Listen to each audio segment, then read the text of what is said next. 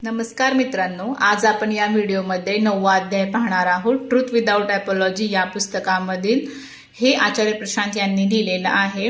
सर्वात धोकादायक जखम ही स्वतः केलेली असते. अज्ञानातून घेतलेला निर्णय हा निर्णय नसतोच, ती फक्त एका अपघाताची सुरुवात असते. कोणीही जाणीवपूर्वक स्वतःला इजा करण्याची निवड करत नाही.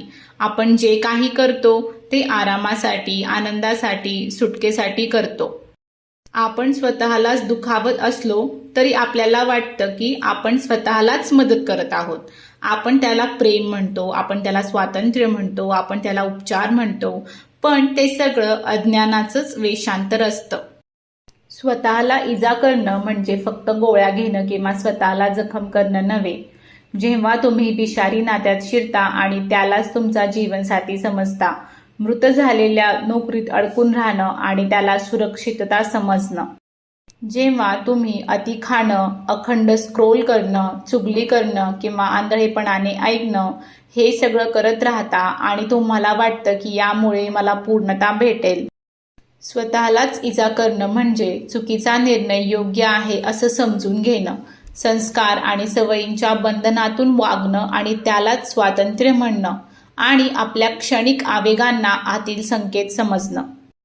प्राचीन ज्ञानी यालाच अविद्या म्हणतात. गोष्टी जशा आहेत तशा न दिसणं, आपण कोण आहोत हे न कळणं आणि आपल्याला जे सांगितलं गेलं त्यावर प्रश्नच न विचारणं. स्वतःलाच केलेली सर्वात मोठी इजा ही एखादी कृती नसते, ती म्हणजे बेशुद्धपणे जगलेलं संपूर्ण आयुष्य.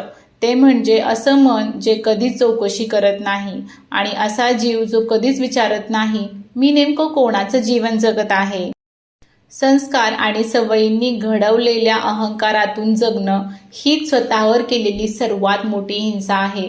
आणि शोकांतिका म्हणजे तुम्ही यालाच सामान्य म्हणाल, यालाच यश म्हणाल आणि यालाच प्रेम म्हणाल.